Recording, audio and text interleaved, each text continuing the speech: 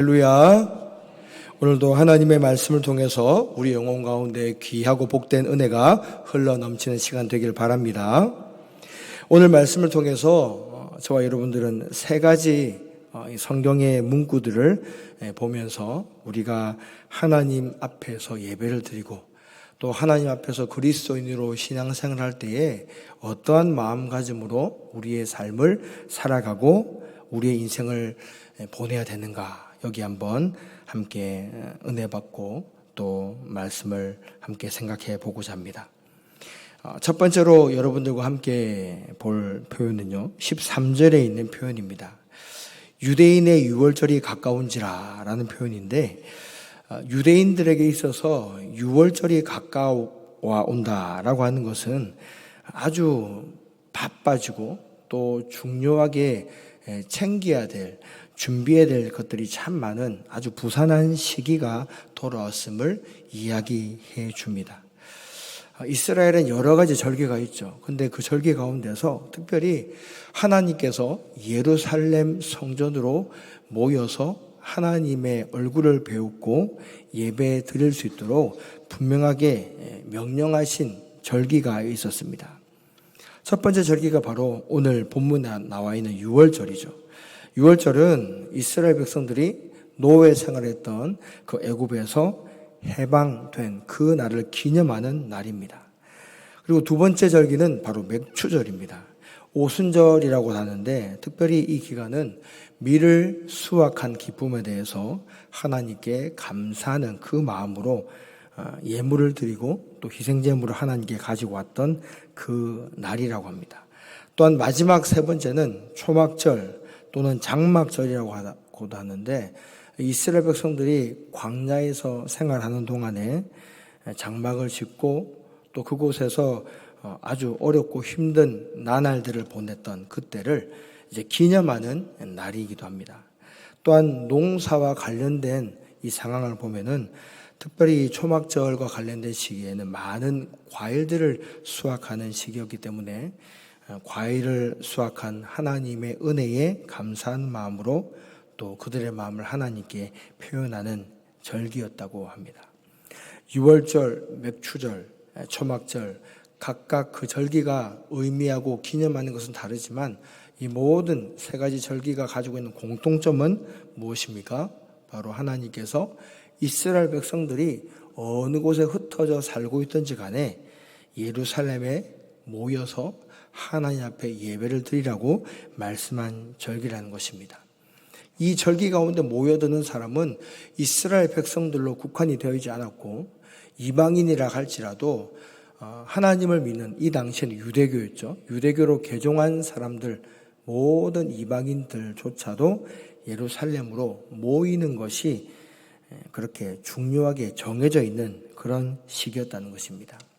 예수님께서도 오늘 본문을 보면은 이 유월절의 이 시기에 맞추어서 예루살렘에 도착하기 위해서 그분의 모든 행적들이 그 포커스가 맞춰져 있음을 볼 수가 있습니다. 요한복음 2장을 보면은 예수님께서 처음으로 기적을 베푸신 가나 혼인잔치 이야기가 아주 상세하게 묘사가 되어 있습니다.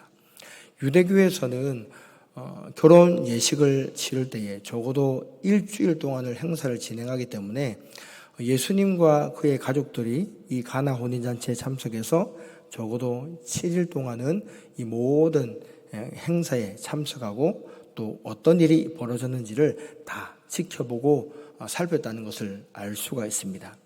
예수님께서 왜 가나 혼인잔치에 그토록 오래 머무셨습니까? 그 가운데 하나님께서 행하실 첫 번째 이적의 그 일이 준비되어져 있었기 때문입니다.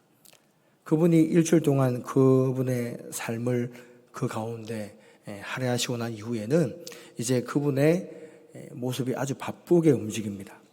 12절을 보면은 그 후 이제 가나 혼인잔치에 그 기적이 일어난 이후에 예수님과 그리고 그 어머니와 형제들이 제자들과 함께 가버나움으로 내려가지만 그 가버나움에서 며칠을 계시지 않았다고 얘기합니다.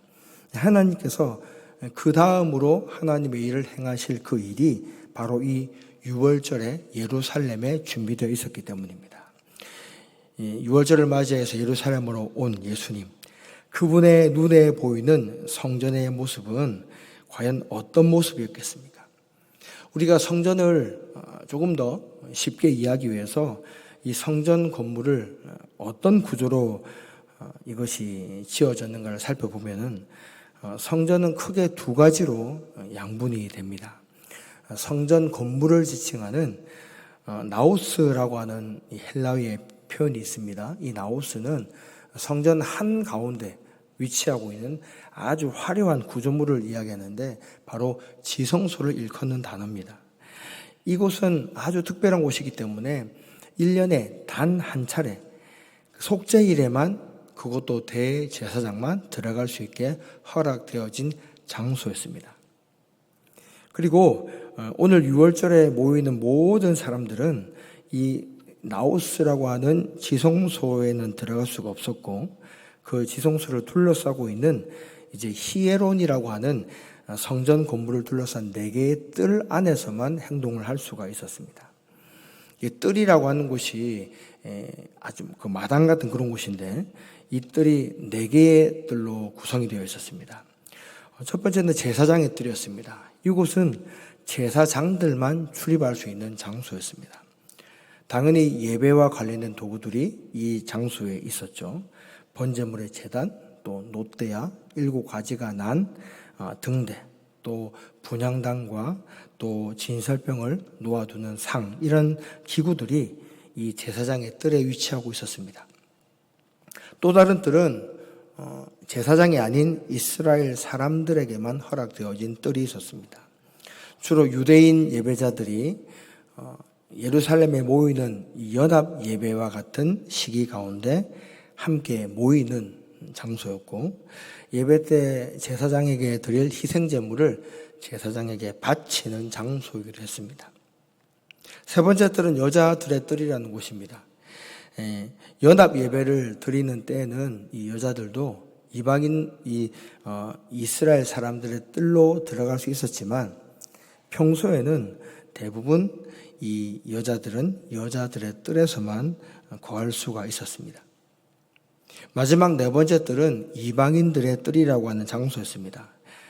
앞서 말한 제사장의 뜰, 이스라엘 사람들의 뜰, 여자들의 뜰, 이 모든 뜰을 다 둘러싸고 있는 아주 넓은 공간인데, 이곳에는 유대교로 개종한 모든 이방인들이 여호와 하나님께 예배를 드리고 제사 드리기 위해서 모여든 곳이었습니다.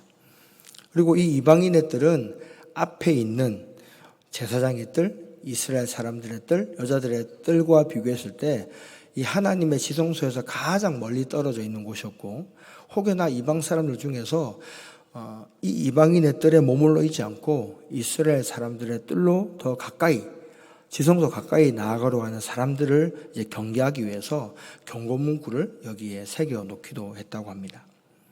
그만큼 하나님 앞에서 하나님을 가까이 배우는 것, 그리고 하나님 앞에 나오는 모든 것들은 이 구약 시대에는 이와 같이 순서와 경계가 매겨져 있었고, 함부로 하나님이 거하시는 지성소 가운데 올 수가 없는 시대였다는 것입니다.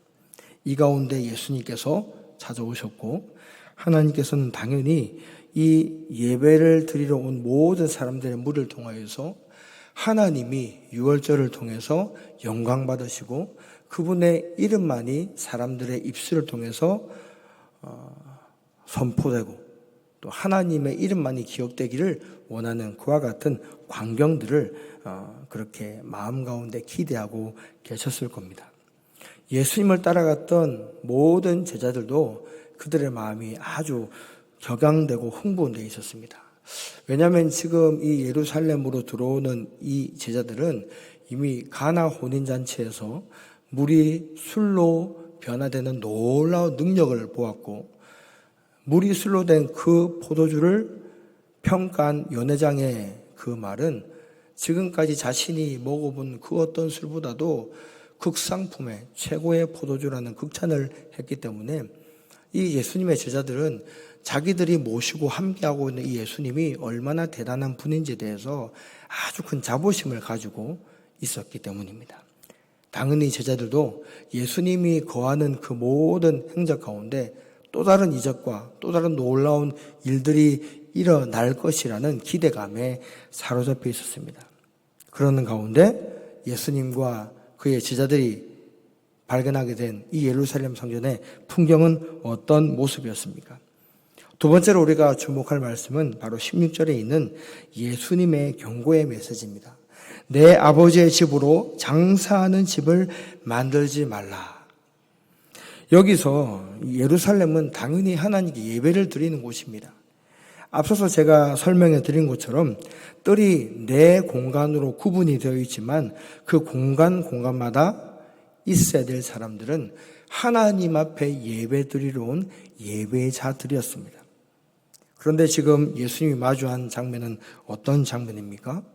소를 팔고 양을 팔고 비둘기를 파는 사람들로 인산인해를 이루고 있는 아주 복잡한 마치 시장통의 상업 도시와 같은 풍경을 보게 된 것입니다. 그뿐만 아닙니다. 돈을 바꾸는 환정산들도 이곳에 아주 질비하게 있었습니다. 그러면 이런 사람들이 어디에 있었겠습니까? 당연히 제사장들이 들어가는 뜰에는 가까이 가지 못했을 거고 이스라엘 사람들의 뜰이나 여자들의 뜰까지도 가지 못했을 겁니다. 이들이 자리를 잡고 있는 그 공간은 이방인의 뜰에 그들의 장사의 모든 물건들을 정리해 놓고 그렇게 장사를 하고 있었을 가능성이 매우 크다는 것이죠. 왜 이와 같은 일들이 이 하나님께 예배를 드리는 예루살렘 성전 안에 일어난 것이겠습니까? 사실 이 모든 것들이 예배를 드리는데 필요한 물건들과 관계된 것이었습니다. 예루살렘에서 가까이 살아가는 사람들은 자신들이 하나님께 드리는 그 바치는 제물들을 준비하고 또 예루살렘 성으로 이동하는 것이 별로 어렵지가 않았을 겁니다. 하지만 예루살렘에서 멀리 떨어져 있는 동네, 또 멀리 떨어져 있는 이방 나라 민족 중에서 개종하여서 하나님을 믿기로 그렇게 결심한 그리스도인들은 멀리 있는 그 땅에서 제물을 준비해 오거나 또는 미처 준비해 오지 못한 제물을 구해야만 되는 상황이었기 때문에 처음에는 모든 것들이 어떻게 하면 하나님께 열애되는 사람 없이 소외되는 예배자 없이 온전한 예배를 드릴 수가 있을까? 이와 같은 생각으로 미처 제물을 준비하지 못한 사람들에게 제물을 구할 수 있는 방편으로 이와 같은 모습들이 생겨났습니다. 하지만 시간이 점점 지나면서 이와 같은 노점상들이 점점 많아지게 되었고 처음에는 이 이방인의 뜰에서 장사를 펼치게 되는 이 사람들을 제사장들이 당연히 허락을 해주는 모습이었습니다. 하지만 이곳에서 점점 더 편하게 그리고 수고하지 않고 어려움 없이 제물을 하나님께 사서 바치는 사람들이 점점 늘어나게 되면서 결국은 이 외부 업자들에게 주어진 소매상들의 자리가 이제는 제사장들의 가족이나 친척들을 중심으로 이 재물을 사고 파는 사람들, 돈을 바꿔주는 사람들의 이 구성원이 바뀌게 된 것입니다. 이와 같은 문제는 어떤 문제를 낳게 됩니까? 제사장들의 가족이나 친족들은 당연히 어느 지파에 속하는 사람들이겠습니까? 당연히 레위 지파에 속하는 사람들이죠. 레위 지파에 속하는 사람들은 하나님 앞에 예배드리고 하나님 앞에 모든 백성들의 죄를 하나님께 속죄함을 드리는 이 제물에 그리고 모든 제사에 관계된 일에 헌신하기 위해서 선별되어진 지파였습니다. 그런데 그런 지파의 사람들이 지금 어디에 그들의 인생의 시간들을 허비하고 있는 겁니까? 예루살렘에 예배를 드리고 온 사람들에게 돈을 받고 소를 팔고 양을 팔고 또 돈을 바꿔주면서 그 환전으로 인해 일어나는 시세를 통해서 부를 획득하고 이런 일들을 누구도 아닌 제사장의 가족들이 이 일을 행하고 있었다는 겁니다.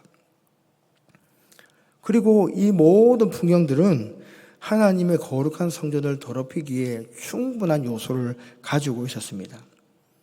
소를 기르고 또 양을 그 가운데 보관하는 가운데 어떤 일이 일어납니까? 그들에게 먹이를 먹여야 되고 또 그 가축들이 싸게 되는 그 배설물들을 치워내고 그것도 제대로 이루어지지 않게 되면은 그 모든 곳곳에 그 분비물로 인한 악취들이 진동하는 과정들이 바로 이 예루살렘 성전 안에서 진행이 되었다는 겁니다.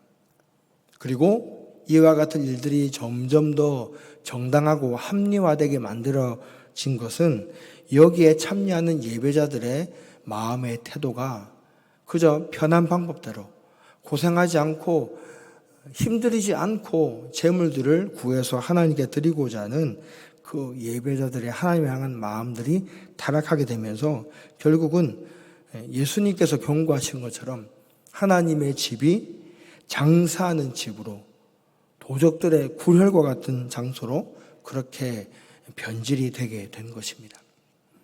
저와 여러분들이 하나님의 말씀을 듣고자 또 예배를 드리기 위해서 함께 나오는 이 성전 가운데 요즘 이 시대에는 이와 같은 사람들이 그리고 이와 같은 일들이 벌어질 수가 당연히 없죠. 그러나 우리는 훨씬 더 경계하고 중요하게 생각해야 될 것이 뭐냐면 우리 눈에 보이지 않지만 눈에 보이지 않는 모든 요소들을 통하여서 주님의 몸된 성전이 얼마든지 파괴되고 더럽혀질 수 있는 시대를 살아가고 있다는 것입니다. 제가 사역했던 어떤 교회는 너무나도 그 교회의 건축물이 멋지고 그리고 건축학적으로 아주 큰 평가를 받아서 평일에도 그리스도인이 아닌데도 그리고 일반 사람이거나 외국 사람들이 그 교회에서 건물에서 사진을 찍고 때로는 저희 교육자들에게 가이드를 부탁하는 그런 해프닝까지 일어났었습니다. 또 어떤 교회는 아주 현대식으로 지어진 교회 건물인데 그 건물 자체가 건축학상을 이제 받은 건물인 거예요. 그러니까 이제 그 산으로 올라가는 그 초입지에 있는 건물이다 보니까 또 그곳에서 또 여러 사람들이 와가지고는 그 건물을 어떻게 지었는지 또 어떻게 지었길래 건축학상을 받았는지 이런 거를 아주 꼬시꼬시 이렇게 캐물으면서 하나님에 대해서는 전혀 관심이 없고 그런 것들을 이렇게 계속 묻고 그렇게 질문해오는 그런 일들을 겪은 경험이 있습니다. 하나님의 교회는 분명히 이 땅 가운데 우리 눈에 보여지는 건축물들이 있습니다. 그런데 그 건축물들 가운데 우리가 결코 잊어서는 안 될 것이 무엇이 있겠습니까? 오늘날 하나님의 성전이라고 하는 공간은 우리 눈에 보이는 교회 건축물에 국한되지 않는다는 것입니다. 그리고 예수님께서는 자칫 잘못하면 이 유월절의 모든 과정을 통해서 하나님의 이름이 변질되고 그분의 이름이 만홀히 여길 수 있는 환경이 주어졌음에도 불구하고 그것을 완벽하게 깨부수고 준엄하게 꾸짖으시는 아주 과격한 행동으로 성전의 모든 더러워진 것들을 정화시키는 행동을 우리에게 보여주십니다.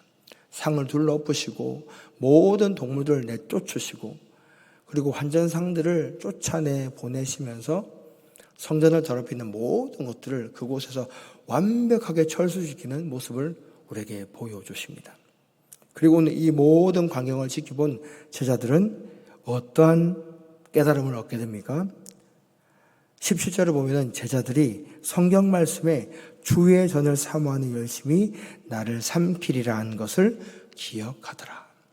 여기서 이 제자들에게 이 말씀을 기억하게 하시고 생각나게 하신 분은 바로 누구십니까? 바로 예수 그리스도 그리고 그분과 함께 동행하시는 성령 하나님이심을 여러분들 믿으시기 바랍니다. 우리가 하나님의 말씀을 듣고 교회를 통해서 새로운 깨달음을 얻게 될 때에 그것은 우리의 지적인 능력으로 해결할 수 있는 것이 아니고 성령 하나님의 특별한 은혜와 그분의 감동으로 주어지는 놀라운 역사라는 것을 우리는 반드시 깨달아야 됩니다. 성령 하나님이 나와 함께 계시는가, 내 속에 임재하시는가 이것을 제대로 알지 못하신다면 여러분들 성경 말씀을 한 절 한 절 읽어보시기 바랍니다. 창세기 1장 1장에서 천지를 창조하신 하나님의 그 말씀이 여러분들 마음 가운데 믿음으로 믿어진다면은 그 믿음을 주신 분이 성령 하나님이심을 여러분들이 발견할 수 있게 된다는 것이죠. 이 모든 과정을 통해서 예수님께서 가장 원하셨던 궁극적인 목적은 무엇이겠습니까? 우리는 그 말씀을 이 마지막 절에서 발견할 수가 있습니다. 22절에 보면요, 제자들이 이 말씀하시는 것을 기억하고 성경과 예수께서 하신 말씀을 믿었더라. 이 모든 과정이 결국은 이 믿음 없는 제자들, 연약한 사람들의 마음 가운데 하나님의 독생자 예수 그리스도께서 행하시는 모든 일들이 영혼을 살려내는 이 구원의 사역과 연결된다는 사실을 보여주시기 위해서 제자들을 이 예루살렘 성까지 데리고 오셨다는 것입니다. 눈에 보기에 분주해 보이고 악취가 나고 도저히 성전이라고 불려질 수 없는 이곳까지 오셔서 예수님께서 보여주신 그 모든 과정들은 우리가 오늘 이 땅을 살아갈 때에 어떤 마음 자세로 하나님께 나오고 예배를 드려야 된다는 것을 동일하게 같이 보여주시고 있다는 것이죠. 신약 시대를 거치면서 우리는 하나님의 성전에 대한 개념을 새롭게 이해하기 시작했습니다. 원래 성전이라고 하는 곳은 눈에 보이는 교회잖아요. 그런데 이 교회가 하나님의 성전이 되는 이유가 무엇입니까? 그 가운데 하나님께서 임재하시기 때문입니다. 하나님께서 그 예배를 통해서 영광 받으시고 예배를 통해서 올려지는 우리의 모든 찬송과 기도의 간구를 하나님께서 기뻐 받으시며 그 자리 가운데 함께 좌정하시기 때문입니다. 하나님께서 함께 하시는 장소가 바로 하나님께서 우리에게 보여주시는 성전이 될 수 있다는 것이죠. 하나님 앞에 예배를 드린다고 얘기하는 교회라고 하는 명칭을 붙여놓은 수많은 이단 종교들의 장소들이 있습니다. 하나님의 교회, 안상홍의 교회, 이런 모든 단어 끝에 교회라는 이름이 붙여 있다고 해서 그곳이 하나님께서 거하시는 성전이 될 수 있습니까? 결코 그럴 수 없습니다. 하나님께서 예배 받으시고 하나님을 높여드리는 올바른 예배 의식이 진행되는 그곳 가운데 하나님의 성전이 임재하는 것입니다. 그러나 신약 시대를 지나면서 어떠한 일이 우리 가운데 일어났습니까? 성령 하나님께서 우리의 인생 가운데, 우리의 영혼 가운데 임재하는 사건이 일어나게 됐습니다. 이제는 하나님의 성전이 이 보이는, 눈에 보이는 장소, 교회 건축물에 국한되는 것이 아니고 성령 하나님께서 거하시는 우리의 마음이 바로 하나님의 전이요, 하나님의 성전이라고 성경에서는 우리에게 가르쳐 주고 있는 것입니다. 만약에 여러분 가운데 하나님의 성전이란 이 단어를 떠올릴 때에 우리가 항상 공적인 예배를 드리는 이 교회의 장소만을 떠올리시거나 생각한다면은 그것은 하나님께서 우리에게 주시는 성전에 대한 놀라운 이 은혜를 반토막만 알고 경험하는 것입니다. 우리는 하나님의 성전을 생각할 때에 성령님께서 임재하시고 함께 하시는 우리의 마음이 동일하게 하나님의 성전이 될 수 있다는 것을 반드시 기억해야 됩니다.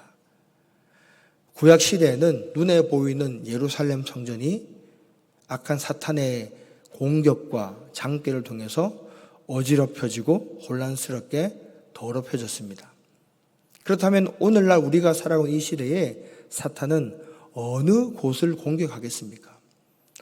더 이상 이 시대에 우리 교회 건물 안에 신천지 이단들이 들어오거나 잡상인들이 우리 교회에 들어와 가지고는 예배 처소에서, 교회 공간에서 무엇인가 올바르지 못한 노점상을 펼친다거나 어떤 호각 행위를 벌이는 그런 것들을 우리가 눈을 시퍼렇게 뜨고 허락해 줄 사람들이 있겠습니까? 그리고 이와 같은 어리석은 시도는 그 누구도 하지 않는 시대를 살아가고 있습니다. 그렇다면 우리의 원수된 악한 사탄 마귀는 어떻게 하나님의 성전을 더럽히고 변질시키겠습니까? 바로 성령 하나님께서 임재하시는 우리의 마음, 주님의 전이라고 성경에서 표현하고 있는 하나님의 성전의 우리의 마음을 오늘 이 시대는 끊임없이 더럽히고 변질시키려는 애를 쓰고 있다는 것입니다. 우리 마음 가운데 마치 소나 양이나 더러운 이 배설물을 내는 이 생물들을 예루살렘 성전에 그렇게 들여온 것처럼 우리 마음 가운데 더럽고 음란하고 온갖 추잡스러운 것들로 우리의 마음을 채워넣으려고 합니다. 그리고 마치 환전상들이 그렇게 그들이 시세를 통해서 차익을 그렇게 마음속에 노리는 것처럼 우리 마음 가운데 어떤 마음이 들어오겠습니까? 물질을 사모하고 물질을 우선순위 여기고 무엇인가를 계속 갈구하고 세상의 것들로 채우려고 하는 이 모든 욕심들이 우리의 마음판에 끊임없이 들어오는 것입니다. 결국은 예루살렘 성전이 더럽혀진 그 모든 근본적인 이유가 무엇입니까? 바로 사람들이 가지고 있는 탐심 때문이었다는 겁니다. 여기에 노점상들을 허락하니까 대제사장들은 하나님께서 하나님의 방법으로 허락하신 그들의 의식주가 해결할 수 있는 수단이 있음에도 불구하고 그들이 인간의 방법과 얄팍한 지식으로 돈을 착취하고 물질들을 더욱더 그들의 삶 가운데 다른 방법으로 얻어내려고 하는 이 일들이 있다는 것을 발견하게 되었을 때에 더 이상 제사장들과 그리스도인들은 하나님 앞에 영광을 올려드리는 사람들이 아니라 하나님이 받아 마땅한 모든 영광을 자신들이 가로채는 아주 악질스러운 도둑들로 그렇게 변질되어 갔다는 것입니다. 오늘 저와 여러분들의 마음속에 무엇이 들어가 있습니까? 주님께서 하나님의 성전이라고 얘기하신 우리 마음 가운데 어떤 것들로 들어차 있습니까? 지난주에 중고등부 수련회를 준비하면서 저희 교사분들과 한 달 가까이 계속해서 금식 기도와 릴레이 기도를 진행했습니다. 그 가운데 제가 가장 많이 발견하게 된 것은 하나님 앞에 내 마음이 얼마나 더러운 것으로 가득 차 있는가. 내가 하나님의 말씀과 은혜를 사모하는 그 열심들이 그것만으로는 내 마음이 성령 하나님으로 채워줄 수 없구나라는 것을 뼈저리게 느끼게 되었습니다. 우리의 마음 가운데 가득 차 있는 것을 내려놓지 못하고 비우지 못하고 버리지 못하고 그저 우리가 하나님께 은혜와 복을 구하는 기도를 드린다면은 그 모든 기도는 우리 마음 가운데 들어오지 못하고 우리 곁을 맴돌 수밖에 없을 것입니다. 주님께서 거하실 우리 마음 가운데 그 공간이 빈자리가 없기 때문에 그렇죠. 여러분들의 마음 가운데 진심으로 성령 하나님의 성령 충만을 간절히 구한다면은 우리는 먼저 우리 마음 가운데 비우고 깨끗하게 정화해야 될 것들이 무엇인지를 분명하게 깨달아야 될 것입니다. 우리는 그런 착각들을 합니다. 내 가운데 더러운 게 있으면은 내가 회개기도 하면서 무엇인가를 내 힘과 능력으로 빼내야 된다는 얘기를 하시죠. 그런 생각들을 많이 합니다. 내가 끄집어내야 된다는 생각. 그러나 오늘 성경에서 보면은 예루살렘의 모든 더러운 것들을 누가 둘러엎으시고 누가 깨끗하게 정화시켜 주셨습니까? 예수님께서 행하셨음을 여러분들 믿으시기 바랍니다.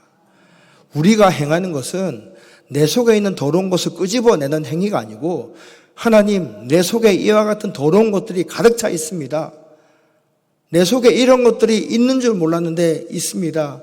때로는 내가 외면하고 잊어버리고 내가 인정하기 싫었는데 하나님, 주님을 내 마음 가운데 모시려니까 내가 이것을 인정하고 토해낼 수밖에 없습니다. 내가 토해낼 수 있게 도와주시고 내 속에 있는 것을 예수님께서 들어오셔서 둘러엎으시고 깨트리시고 모든 것을 깨끗하게 정화시켜 주시옵소서. 그분의 능력과 그분의 일하심을 우리가 믿음으로 고백하며 기도하는 것입니다. 그 이후에 하나님께서 우리 가운데 역사하셔서 행하시는 모든 행위들은 주님께서 주님의 백성들을 책임지시고 믿는 자들을 어떻게 이끌어 가시는가를 우리 인생 가운데 분명하게 보여주시는 그분의 일하심이라는 것입니다. 조금 전에 우리가 찬양에서 어떤 고백을 했습니까? 주가 일하시네, 주가 일하시네. 어떤 자들에게 주님께서 일하십니까? 신뢰함을 가지고 하나님께 모든 것을 내어놓는 것입니다. 우리는 항상 여러 가지 가면을 가지고 살아갑니다. 그리고 하나님께 기도드리고 우리의 마음들을 까놓을 때에도 어느 정도만 오픈을 하죠. 마지막까지 나의 자존심과 걸려있는 모든 아주 민감한 부분들은 내가 내놓으려고 하지 않습니다. 그러나 그와 같은 모든 상황 속에서도 하나님께서 우리들에게 기다리고 있습니다. 내가 가지고 있는 모든 것을 내어놓는 고백을 할 때에 예수님께서는 우리 마음들을 얼마든지 깨끗하게 정화시킬 수 있는 능력의 권위자임을 오늘 본문에서 우리에게 보여주고 있지 않습니까? 이번 주간에 진행되는 유초등부 여름 성경학교 그리고 유치부 수련회 가운데서도 하나님께서 우리 어린아이들을 향해서 가지고 있는 하나님의 그 아주 간단하고 가장 원하시는 그 마음의 고백이 어떤 고백이겠습니까? 예수님, 내 마음에 들어와 주세요. 나는 죄인입니다. 내가 가지고 있는 것은 조금도 선한 것이 없으니 예수님께서 내 마음에 들어와 주시고 내 주인이 되어 주셔서 나의 모든 마음을 깨끗하게 해 주세요. 우리 아이들의 그 입술 가운데 이와 같은 고백이 들려지기만을 하나님께서는 지금도 기다리고 있다는 것입니다. 저와 여러분들의 마음 가운데 주님이 임재하시는 것을 성령 하나님의 임재를 방해하는 것이 과연 어떤 것이 있습니까? 그것들을 오늘 이 밤에 그리고 끊임없이 하나님께 간구하고 기도하면서 내어놓고 하나님께 그 모든 권위를 내어드리는 귀한 믿음의 결단을 하시기를 주님의 이름으로 간절히 부탁드립니다. 사랑의 하나님 아버지,